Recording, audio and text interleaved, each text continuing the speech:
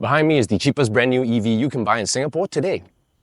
This is the AION ES, and here's a few things you should know about it.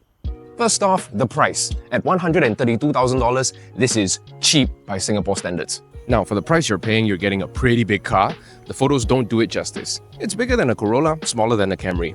The design, while simple enough, does add a touch of sophistication. You may not give it a second look, but you won't be offended by it either. The interior is neat, tidy and spacious, which is all I asked for. There is quite a bit of black plastic trim, which will be a fingerprint magnet, but you also get quite a number of soft touch materials in the cabin. Honestly, way more than expected. And this design element here kind of reminds me of the 2025 Camry. In the center console, you get dual-zone climate controls, a small cubby for your wallet, a cigarette lighter port, 2 USB ports, adjustable cup holders, your gear selector, and an average-sized storage bin. You get a small 8-inch touchscreen, and there's no Android Auto or Apple CarPlay. It's really just your car settings and Bluetooth.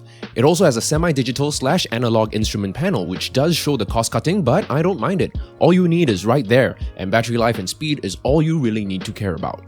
At the rear, you get a pretty sizable 453 litres worth of boot space, and if that is still not enough space, you can always drop the back seat for longer items. No external boot release, however. You gotta hit a button on the key fob to do so, or hit a button on the driver's side door. Also, no keyless entry, not at this price point.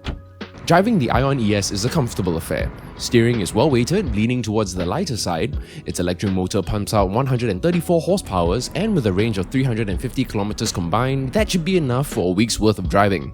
0 to 100 in 12.2 seconds, which does sound slow, but honestly, I'm not complaining. I never once felt like this car could do with more power. It is perfectly adequate for what it was made to do.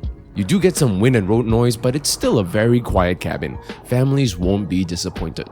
So even with all of its shortcomings, I still think the AION ES is rather refreshing. In an age where every car needs to have multiple giant screens or the most amount of features, this baby gives you everything you need and nothing more. And I appreciate that kind of honesty in a car.